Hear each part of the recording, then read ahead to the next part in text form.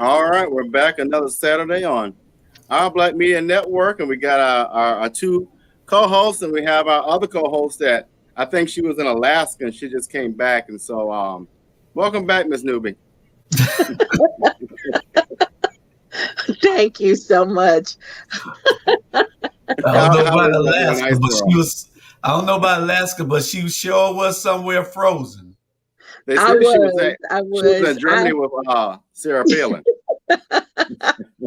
I unfortunately had COVID, and I was out for a while, and yeah, I'm just now able to really get into the swing of things again. So I'm happy to be back. Good to have Thank you y'all back. for having me. And what's going on in Port Wentworth, Julius? Everything is still the same. Ain't nothing changed. We trying to Oh make it wow. do what it do out this way. Okay. All right. But I think Sabrina, we got two topics today, but the headline, I guess, we'll talk about later if y'all want. But looking at specifically community growth and using Chatham County as an example, you're right next door to in a neighboring county, so we'd love to hear that. But I know Mhm. Julius, you had another topic you want to share as well today. Who? What's your second one? Are you muted? Who wanted to share a second topic? I thought you had a second topic. That's Oh, okay, Sabrina's well. topic. Oh, That's well, Sabrina's Sabrina, second please share topic. your topic. Let's start with that. Um, I thought we should talk about economics, and Okay. how economic plays a role in politics and why that's so important to the community, especially Southern Georgia, and to the African American community. Yeah, yeah. You know, I think that's a conversation that should happen every week. yeah. We'll start it off. I mean, what's in your mind? Kind of what prompted that, or what's your thoughts behind it? Well, what prompted that is everything, and from the elections to the lack that we are currently experiencing from COVID to monkeypox to everything. It's all kind of like a one big bowl of gumbo that's affected us in such a way, but it shouldn't be surprising that these things are affecting us, because before they affected us, we were still in this position of lack. Now, we hear people say, oh, it's about to get worse. It's devastating. It's been devastating. I'm so sorry. It's been devastating to the Black community. It's been devastating to poor people. It's been devastating to people who are taking money to pay Paul. It has just been devastating. So how do we move around that? How do we get around those things? And how do we begin to get to a better place of where we're not having this conversation 5 years down the road? Yeah, no, I get what you're saying. I think what jumped kind of a thought that went through my head is when you said that we, as a community, our community has been in a deficiency stage from kind of the beginning, and I agree with you wholeheartedly. I think back years ago when slavery was a thing and how oppression has crafted and really shaped the African American community, unfortunately. To the point now where you fast forward a few decades later than that, and you have our people who are going to school with less than, using handed down books, so forth and so on. To now we get to the modern era, and we have some who think they made it, right? But then we Right. have those of us who just really, for whatever reason, systematically are and still at the same disadvantage stage. It really intrigues me. One of the things my dad used to do when he would carry communion to the hospitals when I was younger. And part of his prayer was, God put enough resources for all of us if we only shared. And I don't think that communicates at all communities. I think in our community, we have, from what I've seen in this particular local community, is a very, if I don't have it, you don't need it either. Or if you have something, you must be quote unquote better. You think you're better than number of narratives around it. But yeah, we've got to collectively understand how do we advocate and receive and not earn. We've already earned reparations, but then how do we build a community that's supporting us? Well, Robert, and you mentioned something a minute ago about slavery. We are still in slavery. It's just a mental state that we're in. And we don't understand that it is incumbent upon us as a people to unite. Everybody on this planet is united except the black man. Um, and so until we understand our power, until we understand that we can do things together and make more of something when we unite, then we're going to continue to be in this same condition that we're in. We see everybody in every community, racial community, uh, they pool their money, they pool their resources, they meet and they organize. We don't. These, it's been a plan for a long time, and y'all hear me talk about it all the time, to keep us divided. As long as we're divided, somebody got to be the workers, somebody got to be the slaves, I guess. So they figured, we might as well keep them in that state. And until we realize that we have power, until we realize that once we get together and we unite, it's going to be like that for a while. But it's interesting you say that, because when you said that, Julius, I was thinking the African American community or the black community has been the only race of people from my perspective right now that has it's been calculatedly, that's not even a word, but the system of the strategy of dividing was very calculated. Why did it take me that long to think of that phrase? But anyway, but it's not good. But yeah. So you think back when our ancestors were on the coast of Africa, and you have this guy float over and say, "Hey, I can buy your people," blah blah blah. That right there, that in itself was a calculated move. And then you come over here now, we're in a modern day age where we think we have young people who don't understand the real seriousness of killing one another. And you don't really see that in some other communities. You look at one of my favorite cultures is the Native culture, and how collectively they haven't even overcome trauma, but the resiliency and community that they still build, even though there are challenges within the community. There are elders and youth or whoever going through issues, and they rally around that. I don't know how we get back to that, but we've got to figure that out, because the Black community is the only community that I can see that has been divided on purpose and has not figured out how do we resolve that and move beyond. You make a valid point, RGB, but I just want to remind you that originally we had in the Native American culture something called eye for an eye. You take one out of my people, I'm taking somebody from yours. Mm-hmm. But after, basically genocide of an entire race of people, that required people to come together and become peaceful. But originally, it wasn't so peaceful even before colonization happened in the U.S. Not to negate what you said, but just no. I'm glad you had that. Yeah. Well, Sabrina? I think right now we have there are Native American representatives, social representatives, and community influencers that are urging the Black community to, culminate with them to get our message across. But here's the thing: let's stay where we are. Let's stay where we are with the Black community.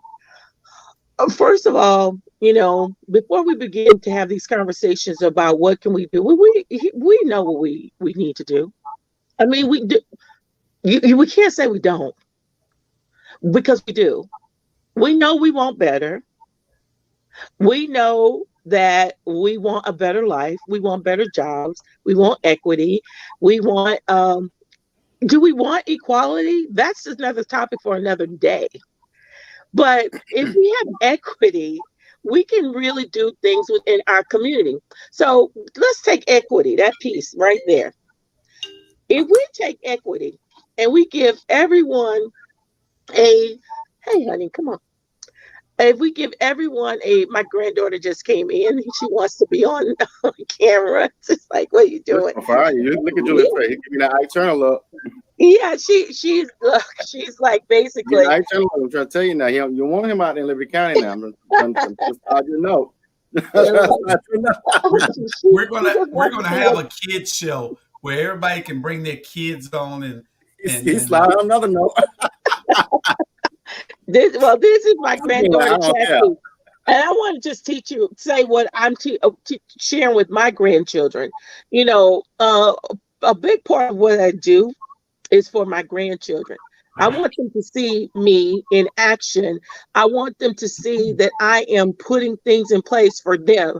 I've already started telling my daughter-in-laws who's going to take my place in different parts of our businesses and what we've created as a family. Because in order to grow, we have to pass these things down, these teachings down to our community, our family. So this is my granddaughter, and she's very strong personality, and she's going to be taking over something, and in the family, we just don't know what yet. But I have my daughter-in-laws; they're all in place to take over a facet of our company. We have one that's in politics, grooming for politics. We have one that's a business mind, and we have one that is into, cooking and into the Creole culture and different things like that. So it's important to pass those lessons down. But let's go back to equity. If we take a little piece of equity and give it to the community, to the Black community, and I ask each of you, what would you do with your piece of equity? What would you say? True, that's a big one. Y'all start first. Y'all wrote that thing down like it's a test question too. Look at them. They really think. Oh, no. Something else. I first want to define what equity is for some people that are like, well, I've heard this word. I don't know what it is. So equity is defined as the quality of being fair and impartial is the first definition. And 2, the value of the shares issued by a company. I think we're going with the first definition. Yes. Okay. So if we have equity, then we truthfully have equality. But that part, the monetary part of equity, is the big piece, because so many of us, and I say us because I'm an African American woman, and I don't even want to say I'm an African American woman. This may upset some people. I'm a Black woman. I'm not subclass. I'm an American. But none of us are subclass. I was born here. My ancestry is from Africa. So yeah, let's just go with that. Okay. So why should I not be given equal parts to my fellow Americans? Native Americans were able to accumulate land. They were able to structure policies that were able to help them. They were able to culminate and basically bring people to the table that will represent their best interests. Every other group of people in America has been able to do this. So why hasn't the Black community? Well, but I'm actually your question. You know what? 2 parts to that. Oh Lord, him and this music, Jesus. I would say, wow, what would I do with that? I think some people would say what you're talking about is socialism, which I think is a good thing. Somebody's going to use that quote one day. But I think at the end of the day, you think about all the money is on this earth, all the resources on this earth, and that 1%, for example, in the United States, 1% of a group of people own the mass majority of resources financially. That's crazy. And it blows my mind, even when I think about that part and the question you presented, and that we're sending millions of dollars across to the Ukraine. And I love Ukraine. That's wonderful. We got folk around here hungry, don't have a house. That's crazy to me. And so I don't even think our own government, our own leaders understand the question you presented. But part 2 of what you said too, I want to share.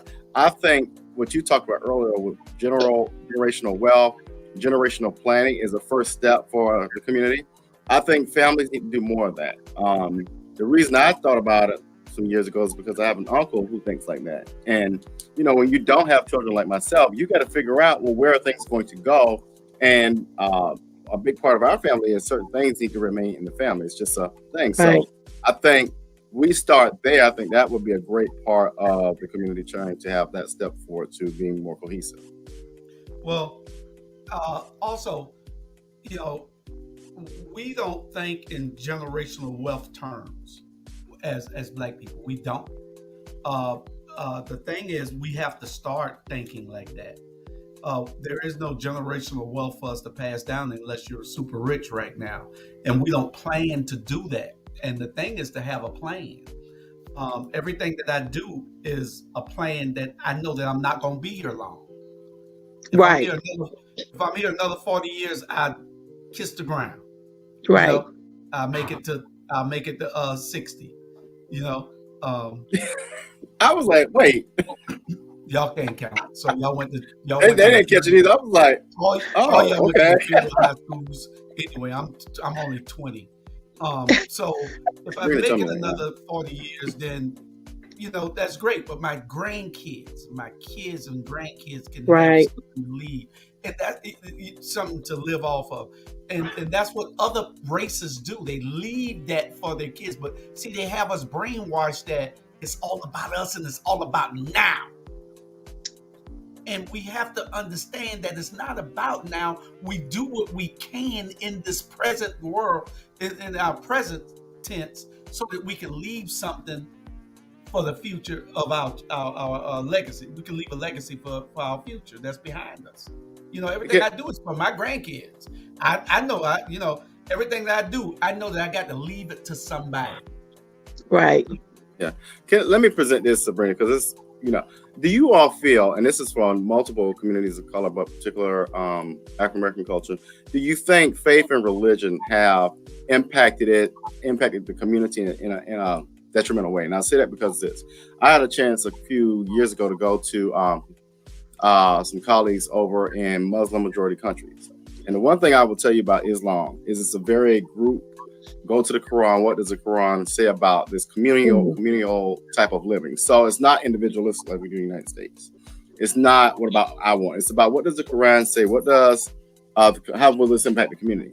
Do you think, going back to slavery, that the faith and the religion that we were taught has been a detriment to the community?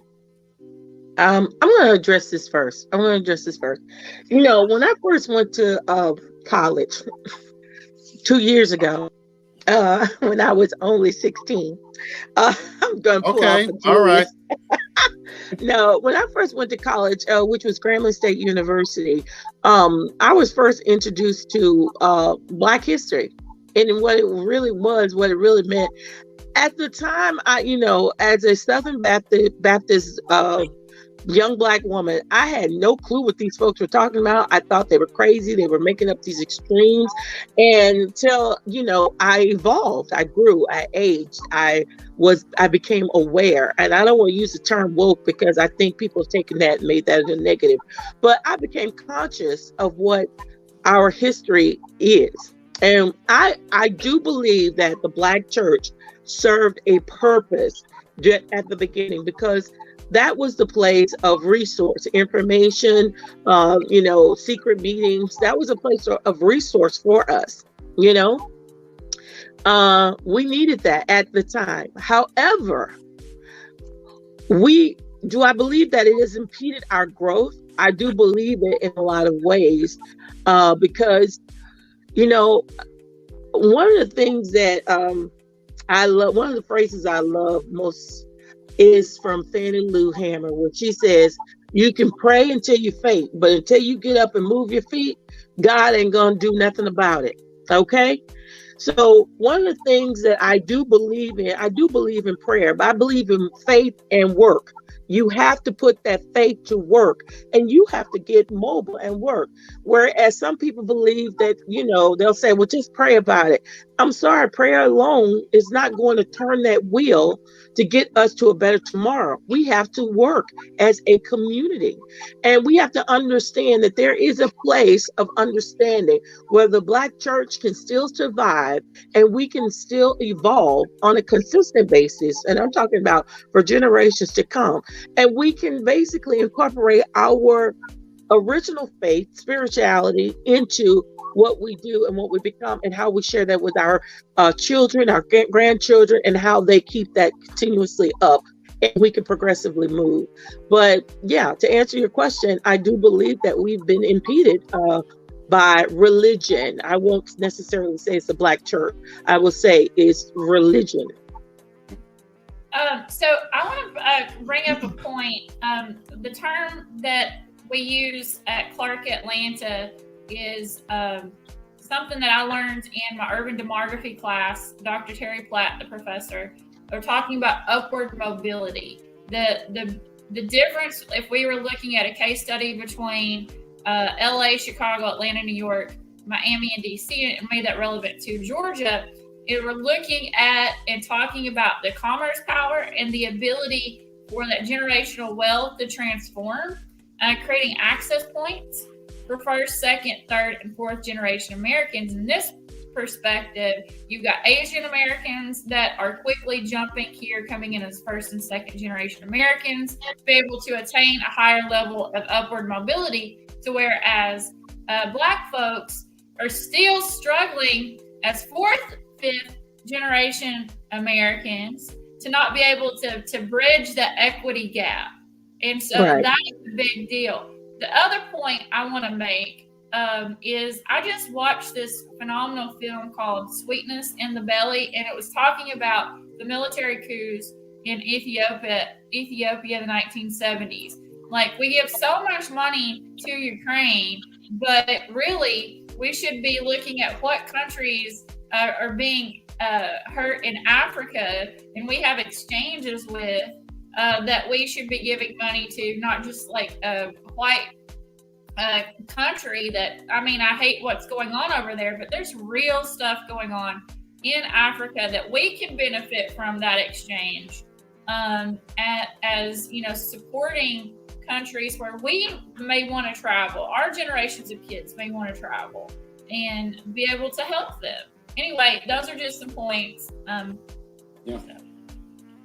Well, I want to speak to that in regards to upward mobility, whereas AKA evolution. One of the things that I know and I have connections with is African kings and business leaders, and we're working with them. But here's the thing.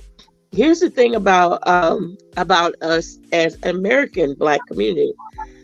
When I first had this opportunity, huge opportunity that came about in Ghana, Nigeria, and a couple of other places in Africa, I did reach out to several African Americans and say, I need you to be on this call. There's a lot of opportunity right here, monetary opportunity. And when people understood that you have to have money to make money, they basically bought out. Now, this money wasn't going to me. The money was for you, to the people, for the people who were investing in order to get their return. They wouldn't do it. So when this thing popped, which was the marijuana distribution growth, which had just been passed. You use the correct words. Yes, cannabis. I don't want to make anybody afraid, but cannabis. When they legalized cannabis in Ghana in 2021, people aren't keeping up with that type of stuff. But see, I am, because I knew here in Georgia, Black people were limited in getting into the marijuana or marijuana production, the cannabis production, the hemp production. We have been limited. So there was an opportunity, but when I presented the opportunity, the people were like too afraid or too dismissive of the opportunity and didn't take it. They didn't invest in it. So when this opportunity popped and the returns started to come in for those who did take in those opportunities, the first thing that I was asked, because I put pictures on my Facebook to show this is happening. And I'm like, you're never going to have to work another day in your life unless you want to. I got so many questions from people. Why didn't you tell me? I was about to ask you next. But you know what? I could not, and let's logically look at this. I could not individually pick up the phone and call everyone. So I use my social media platform as an avenue of information. So I put it on, not only on the Chambers page, but my personal page. I put it everywhere. And people still did not engage, because you know why? They were afraid to spend the money, or they thought the money was coming to me, or they thought the money was coming to whomever. We have And to stop doing that. well, and let's be Exactly. real. Our community was not trained, taught to invest. Like, I talked with before Alzheimer's, I had a lot of conversations with my mother about, when they were younger, her brother, who's a big time real estate person out in Arizona, he told them, we need to do this. They were afraid. This is not something we are used to. This is not something we've seen before. Our parents and grandparents didn't do this, so this is scary. You got to remember, our communities have limited resources. So you want me to put a chunk of my money that I don't know about, and I ain't never invested for. I don't know about this investment thing. You see what I'm saying? So even me, I'm a high risk taker with finances. So to me, it's like, let's do it. I hear what you're saying, but like, we can't keep talking about what didn't happen and start looking about, okay, where are we gonna, as Dolly Parton says, poop or get off the toilet. Like, let's move forward and see how we can go forward and quit looking backwards why we didn't do it. Let's No, I agree. Do the damn thing. No, I agree with you. It's like voting. We've got to educate people on the why and how does it impact you. I agree with you though. And here's another thing too, and I agree with Carrie. One,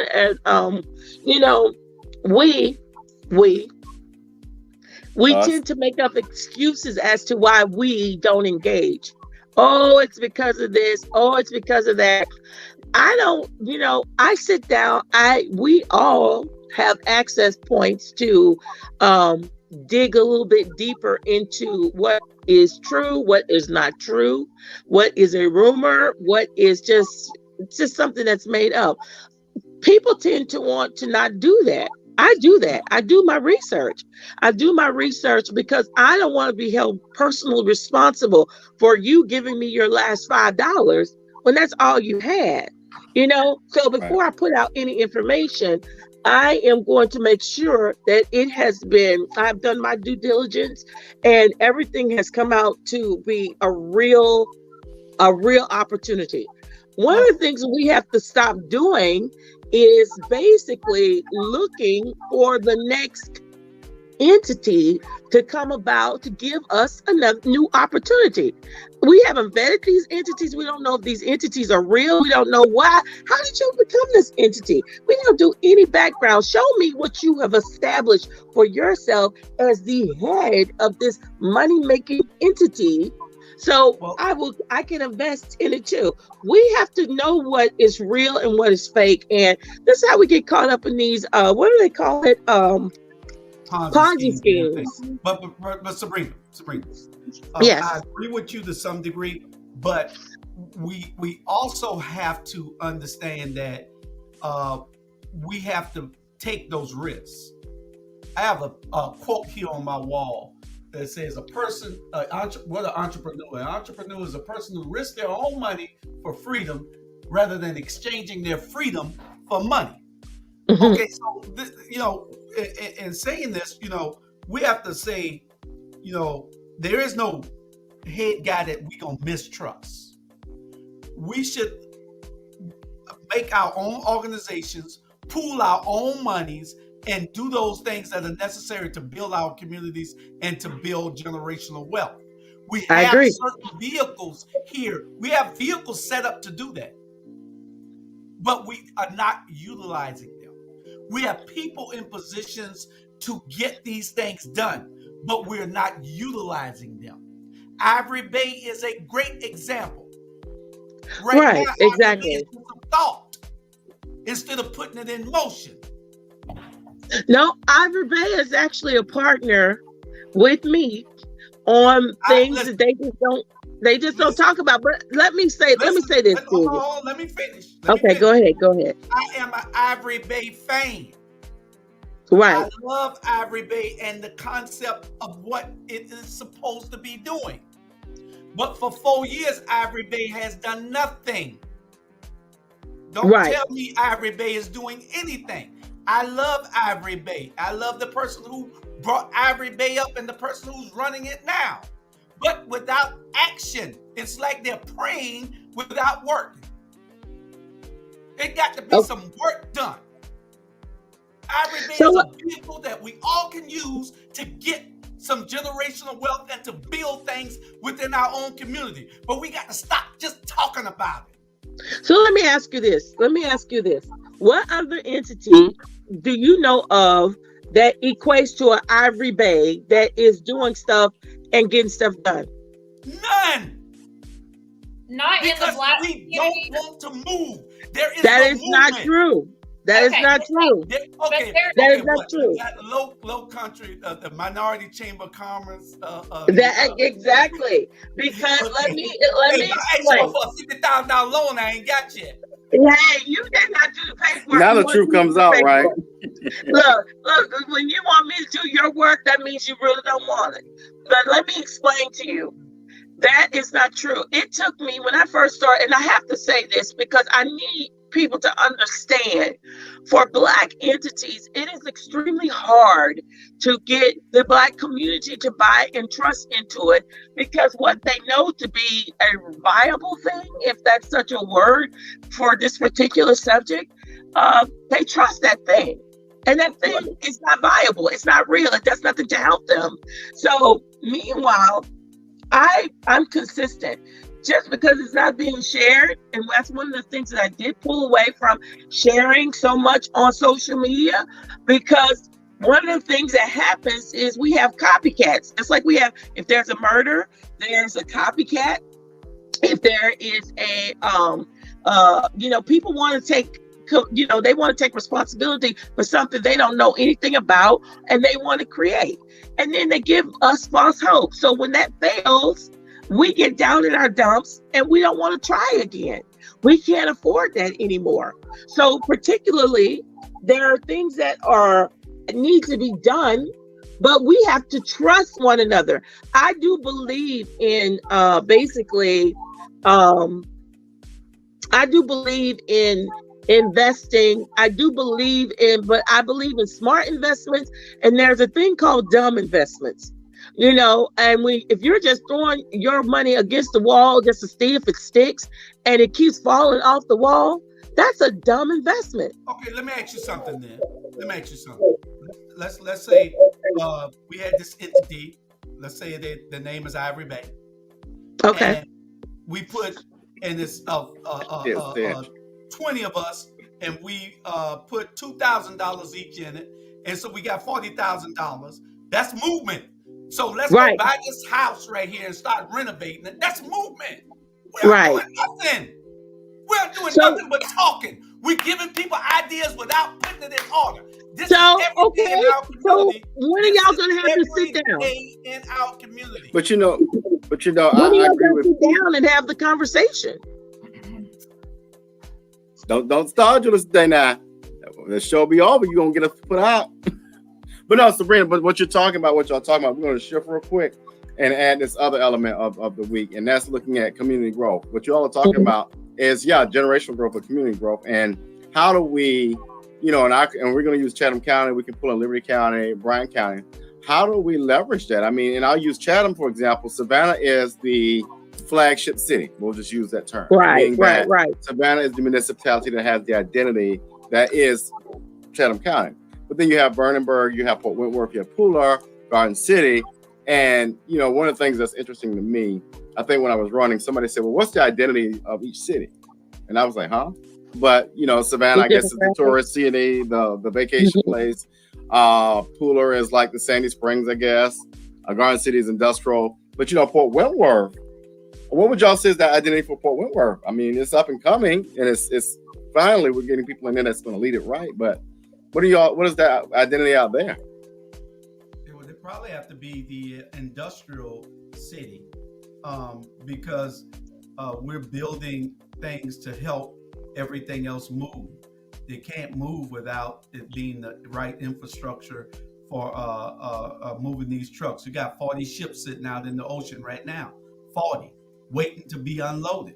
Wow. Where are they going to put all that stuff at? Some people are scared of growth, but growth is sometimes painful for a little while. But because, we still worry just about us. And I ain't just talking about Black people. I'm talking about everybody in these outlying cities. They're worried only about them.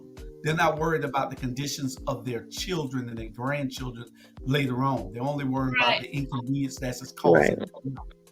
You know, I think this is the interconnectivity of the region. If we were going to think about it from a scientific viewpoint, based on what we can observe, that people are migrating. Whether we talk about the individual identity of each city, the region, if we were going to put that into the metropolitan statistical area, like the census, the area would be Savannah, Chatham, scientifically.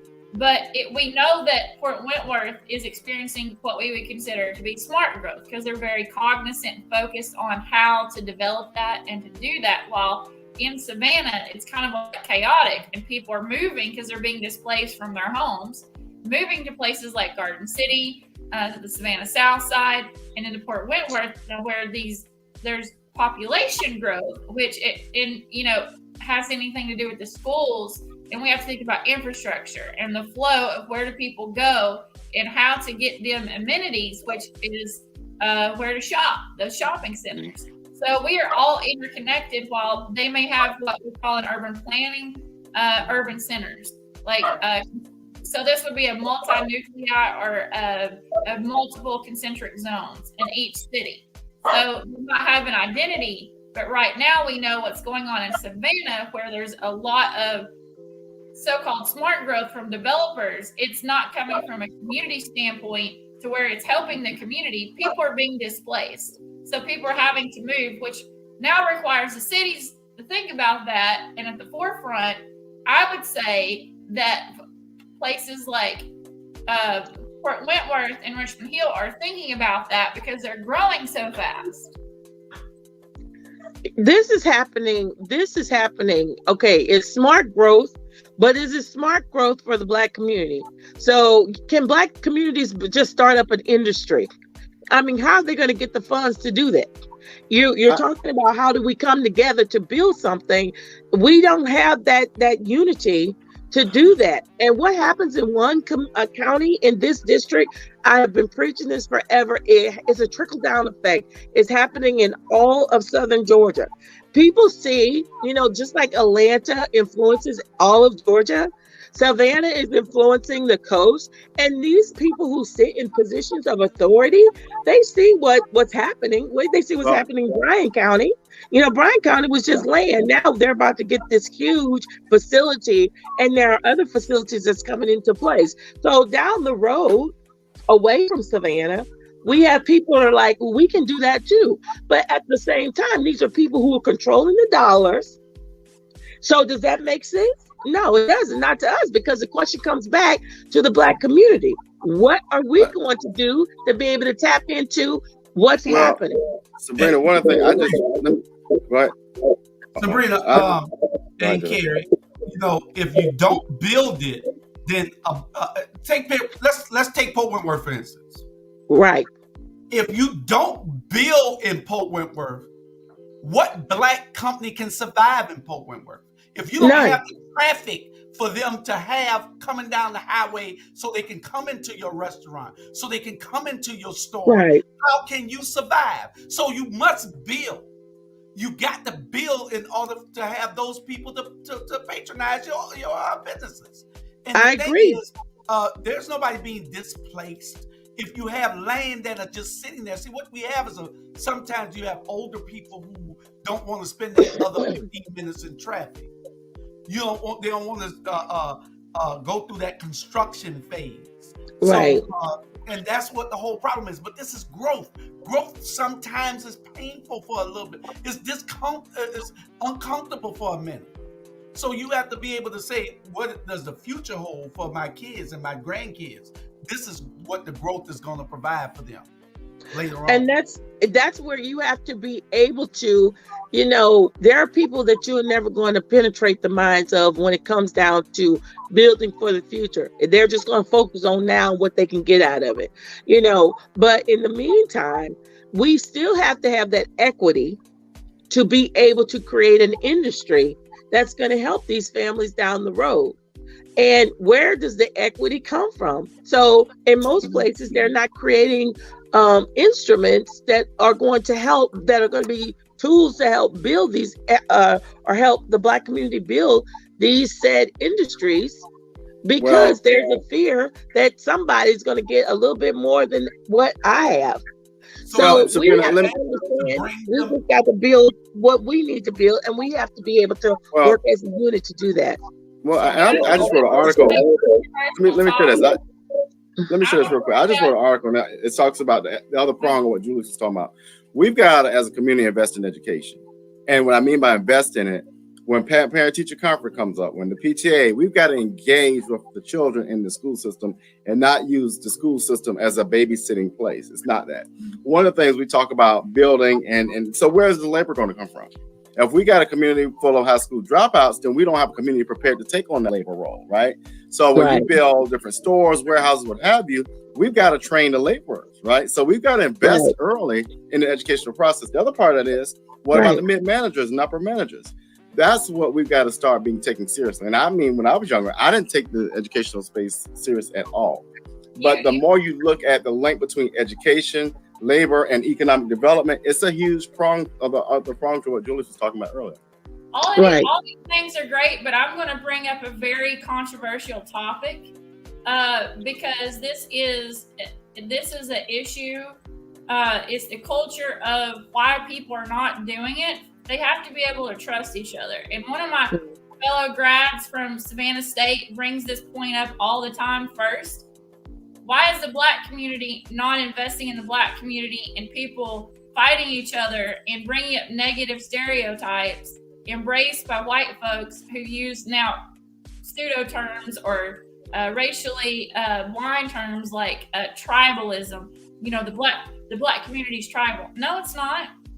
Every community has that element, right? It's not just one or the other. Like, I think that he makes a good point that if Jewish folks can do it, why can't Black folks learn to trust each other? We can. I mean, this isn't impossible. This isn't an impossibility. Here's what and this is what's worked for me. I can only tell you what's worked for me, and I'm a product of my work.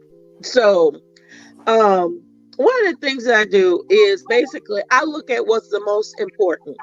And for me, what was the most important was, education was the most important because of my mom, just pushing, we're going to school, whether you like it or not.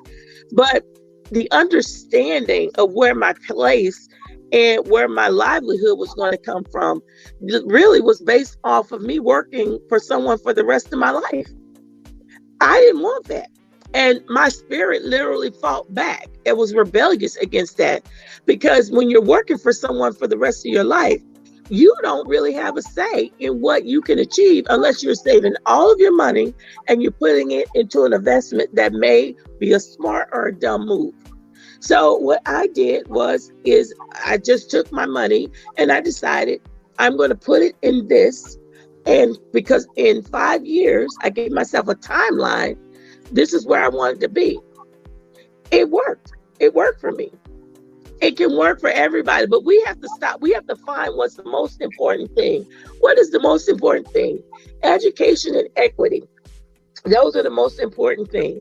If we can get people to kind of stop leaning on the side of this happened and we can never get over that mental, and just kind of focus on building what we want to build, give ourselves a timeline, then to do that, then we can move some things. We can move some things as a unit, as a community. But right now, we're so focused on, excuse me, I don't like to have these conversations where we just keep introducing problems in our community. We already know what the problems are. How do we attack those problems? How do we attack those problems? That's the conversation I want to have. And I want to have that with people who are ready to hear some stuff that they may not be ready to hear, and build some stuff that they may not. I don't care if you have $1. Put that $1 in. If that's all you can give, no judgment here, because I understand that. But we have to be willing to commit to something. I don't want to have this conversation 5 years from now. And I want to share this. And Sabrina, that's all we've been having is conversations and meetings. I'm meeting out. Let's start putting some action together. All these I meetings, agree. no action. I'm an action person. I don't like to just talk. I don't like to just meet you just because we're gonna have lunch. No, let's see what we're gonna do after lunch. And the I thing agree. is, in our community, we meet and we don't meet no more. We have the idea, but there's no action. We have all these people wanting to be leaders and they're not leading. So that's the problem within our community, and we got to stop it. When I come up with an idea and I say, hey, let's sit down and meet, let's see what we can do about doing this here so we can be a team when we attack something or when we advocate for something. They come and then they don't show back up. Then they when it's time to let's pool our money, everybody's deaf then. So we got to stop crying. Those of us who want to do, we need to get together and do. That's just it. And that is absolutely true. I have to say this. I think it was maybe 8 years ago. I was invited to come to speak at the Dorchester in regards to economic development. When I walked into the building, it was a surreal moment for me. Simply because Dr. King had been there and that was his mantra, trying to move us from one position of lack to a position of betterment. And when I gave my presentation, excuse me, y'all, my voice is not 100% yet. But when I gave the presentation, it was literally like something hit me, because at the end I said, I think we were at the 50th anniversary of Dr. King's death. And that was like an anniversary date. I said, I find it so ironic that here we are 50 years later talking about the same thing that Dr. King was trying to do 50 years ago. I don't want to be here 50 years later. I don't want to be here 5 years later. We have an opportunity to do something now. And for those who don't want to give the money, I mean, everybody's not meant to go with you on the journey. I've learned that in business. Everybody's not meant to go with you on the journey, and they can't get mad at you about that. But I'm going to give you facts. Whether you like it, whether you love it, whether you hate it, that's up to you. And then based off of that, you've decided your fate. That's correct. Mm-hmm. That's correct. It's the opportunity. You're giving It's the opportunity to be involved and be engaged if they want to. And that's all it is. But we got to stop talking about it and start being about it. We got to stop saying, everybody, a smart wait till April, or wait till March or February after everybody filed their taxes so they can't give you no excuses and say, okay, I don't have it. No, put that money in there so you can build something later on. We got to stop trusting each other. Like Carrie said, it's about trust. We don't trust nobody in this community. And we go by what used to happen, how somebody ran off with the money. But now you have people that you can put in these positions that you can trust, that can say, okay, we're going to do something with this money. We're going to build. It's a lot of people out there looking for these opportunities. We can help build companies within our own communities. We just don't, because we'd rather give our money to somewhere else. Just like here in Portland Work. We have to go to get a tire change, to go to a bank, to go to sit down and eat. We got to go to Savannah, Pooler, Rankin. We don't have any of those things here. We don't have a post office. We don't have a bank. We don't have nothing here. In a city of 15,000 people, you don't have it because there was no planning from 10 years ago. There was no planning from 20 years ago. There was no 20-year plan to put all this in place because you had some dummies running the place. That's what they are. That's what they were. Some dummies. Nice. Now you got people in who are thinking, and now when they're trying to build, you got the people who are used to always being in 1940, still trying to keep the place in 1940. We can't grow and keep our money here, especially when you got a police department that's up on the highway with a speed trap, trapping everybody that comes down the street. Those people are never going to want to stop ever again and spend their money. So let's bring it back to you got to have, hold on, you got to have leadership. Sabrina, we got 2 minutes now. City manager, this. It's about leadership that's going to tell the police chief this. This is what you will do. This is what you will not do. And this is why we elect those people to serve. You know, but it goes all. I think it comes down to this. There is black wealth in Atlanta. There's black wealth all over this country, and we need to quit thinking that you just need a government loan. Sabrina, I hear her name everywhere. And she's you got money, trying Sabrina. to listen, You got money. connect to people. She just said there's opportunity. You got to be able to get them. Quit thinking that you need to go through the government, is what I'm hearing. Right. Yeah. So, and I say Sabrina, this, Robert. Sabrina, can we? Okay, this is gonna be your final thought. Hold on. So we're gonna come back next week, Sabrina. Sabrina, we need you next week. Carrie, CJ gonna show up. Sabrina, we're gonna do part 2 now. Y'all see it. The viewers will come to your house. I'm gonna put your address out in a minute. They'll come to your house if you don't show up next week. Part 2 of this great conversation. Closing comments will start with Sabrina. I want to say this, which is going to lead us into part 2 next week. We as a Black community have to understand that politics and economics are 2 sides of the same coins. And if you want change, real change, if you want the equity, then you have to get involved in the political spectrum.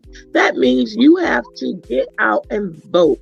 And we'll talk more about that on next week, what that means for and what that looks like for the Black community. Okay. CJ? I just want to say, like, if you're trying, don't try, do. Like, if you have an idea, do not be afraid to go into business. One of the things that I think is awesome that I am seeing, not just in LA, but is happening in Atlanta, is that young people are buying houses together because they can't afford studios. And you know what they're doing in these houses?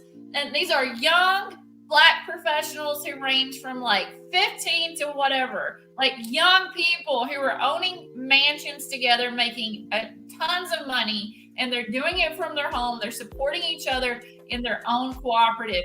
Y'all can do that here in Savannah. Like, there is no reason that you can't put your resources together to do it and not be afraid to like step out. The only way that you can win is by doing, just like Julia said. All right, Julius, go ahead. Final comments, and we're gonna close out. Okay. Well, my thing is a challenge to the community. I challenge the community to stop talking and let's start working. There's a lot of talk always. Everybody's always talking. We have to start working. We have to start putting our money where our mouth is. If we're gonna do something, let's do it. Let's not meet this month, then talk about let's meet a month later. And a month later, you got people that's not wanting to be involved anymore. You got people that's gonna not come to the meeting. No, you meet until you get it done. You meet until you get it done. We got so much that we can do with all these organizations, and Ivory Bay being one. Ivory Bay needs to get up off the butt and let's work. We got to stop worrying about waiting on somebody to give Ivory Bay something. We are our own army. We are who we are looking for. We are Ivory Bay. We could put the money in Ivory Bay, but you're not asking for it. Jay-Z, you got money, go to their foundation and get it. You don't have the apparatus built in it to accept the money. All these things got to be done. It's been too long. We got to get moving. That's what I got. All right. So we got Sabrina, we got CJ, and Julius next week. I think this is a great conversation. It really is enlightening and just really prompts a lot of thoughts. But I appreciate y'all being on today. Part 2, as Ivan said, to be stay tuned. But I also want to close with this, and this is one of the reasons why I absolutely love the work that Alderwoman Keisha Gibson Carter is doing. This is my final comment, is because she does the Kwanzaa crawl every December. And I love it because the core of what she's doing is cooperative economics, right? And so just want to give her a shout out as we close out, because I think from a leadership perspective, that's not typically a role we see city council people doing. But one thing I love about her and her 2 colleagues, Blakely and Bernetta, is that they think outside the box. and they think about community growth, not just about I'm an alder person. They really think about community growth. So shout out to them. And we're going to close out. We'll see y'all next Saturday, same time, same channel. Y'all take care.